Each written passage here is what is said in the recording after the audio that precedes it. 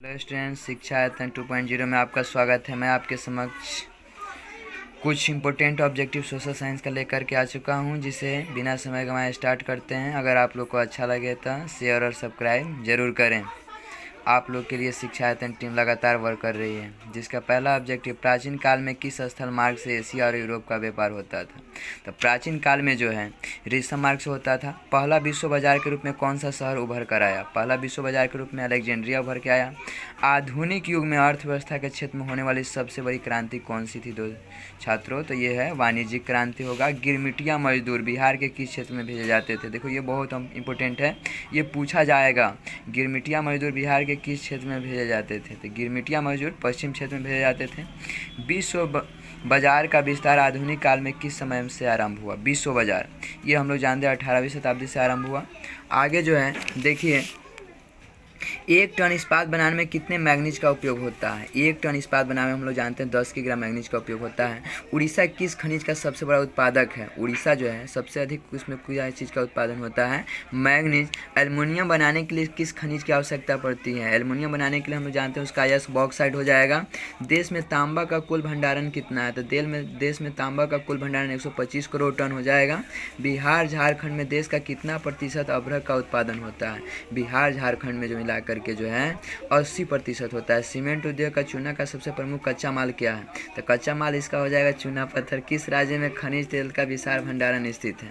तो असम हो जाएगा। भारत के किस स्थान पर पहला परमाणु ऊर्जा केंद्र स्थापित किया गया है दोस्तों? तो तारापुर हो जाएगा। कौन सा ऊर्जा स्रोत अनवीकरणीय है? अनवीकरणीय, हम लोग जिसको दोबारा उपयोग नहीं कर सकते। तो अनवीकरणीय इसमें कोयला हो जाएगा। जल तो नहीं हो सकता है, ना सौर ना पवन, ये सब क्या है? नेचुरल है, यानी कोयला को दोबारा नहीं किया जा सकता है। ये पूछा जाएगा। प्राथमिक ऊर्जा का उदाहरण कौन सा है? प्राथमिक ऊर्जा देखो क्या है? विद्युत। ऊर्जा का गैर पारंपरिक स्रोत क्या है दोस्तों? तो ऊर्जा का गैर पारंपरिक स्रोत सौर ऊर्जा हो जाएगा। गोंडवाना समूह के कोयला का निर्माण कब हुआ था? तो गोंडवाना का जो हुआ था 20 करोड़ वर्ष पहले हुआ था। भारत में कोयला का सर्वप्रथम उत्पादक राज्य कौन है? भारत में सबसे पहला जो कोयला उत्पादक राज्य कौन था दोस्तों? जो है ये झारखंड हो जाएगा। सर्वाधिक कोयले के प्रकार कौन सा है? तो सर्वोत्तम कोयला के प्रकार जो है दोस्तों ये हो जाएगा एंथ्रासाइट। मुंबई हाई क्यों प्रसिद्ध है? मुंबई हाई जो है क्यों प्रसिद्ध है? तो खनिज तेल हेतु जो है मुंबई हाई जो है प्रसिद्ध है। आगे देखिए, इनमें कौन उपाय भूमि के संरक्षण में उपयुक्त हो सकता है? तो भूमि के संरक्षण में जो है बाढ़ नियंत्रण जो है हो सकता है। आगे भारत में पर्वत का प्रतिशत क्या है? तो भारत में पर्वत का प्रतिशत 30% है। किस परियोजना का मुख्य उद्देश्य बाढ़ नियंत्रण रहा है? तो बाढ़ नियंत्रण यानी कोसी हो जाएगा। प्रति वर्ष जल उपलब्धता का संदर्भ में विश्व में भारत का कौन सा स्थान है? तो विश्व में भारत का जो है इस स्थान में जो है 133वां स्थान है। इनमें किस पेड़ की लकड़ी बहुत कड़ी होती है? बहुत कड़ा लकड़ी होता है, ऐसा कौन सा पेड़ है? तो सागवान का पेड़ होता है। आगे भारत में सफ़ेद बाघ के लिए प्रजनन केंद्र किस राज्य में स्थापित किया गया है? तो प्रजनन केंद्र ओडिशा में है। चिपको आंदोलन से सर्वाधिक संबंधित व्यक्ति कौन है? तो चिपको आंदोलन देखिए हम लोग पढ़े सुंदरलाल बहुगुणा है, तो मैं सुंदरलाल लिखा, लेकिन सुंदरलाल बहुगुणा होगा दोस्तों। झारखंड का घाटी शिला किस खनिज के लिए प्रसिद्ध है? तो झारखंड का अभ्रक के लिए है। पेट्रोलियम किस चट्टानों में मिलता है? पेट्रोलियम किस चट्टान में मिलता है?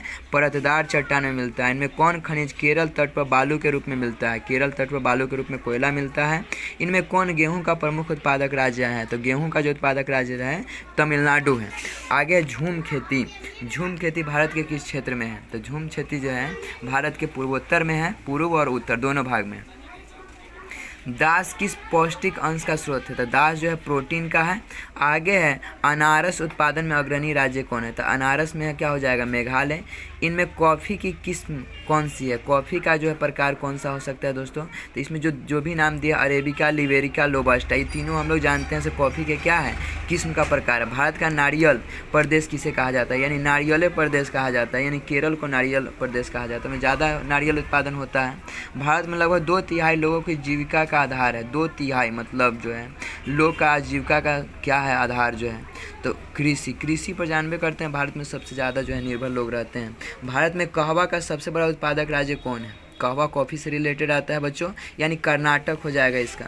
निम्नलिखित में से किस फसल की खेती रोपण कृषि की जाती है? तो रोपण, इसमें कौन सा फसल को हम लोग रोपते हैं? धाने को नहीं रोपते हैं, तो धान हो जाएगा।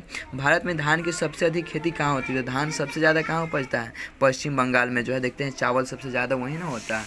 आगे है, सरसों किस प्रकार का फसल है? तो सरसों किस प्रकार का फसल है दोस्तों? तिलहन है, क्योंकि तेल उससे बनता है। विश्व में चाय का सबसे बड़ा उत्पादक देश कौन है? तो चाय का सबसे बड़ा उत्पादक देश भारत हो जाएगा।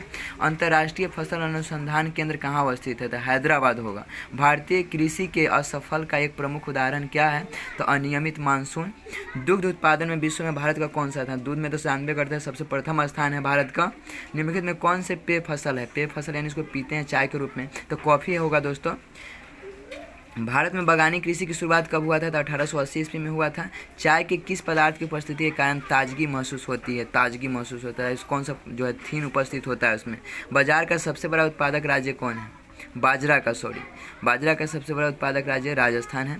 भारत में उगाए जाने वाले मोटा अनाज निम्नलिखित में से कौन सा है? तो मोटा अनाज में देख रहे हैं ज्वार है।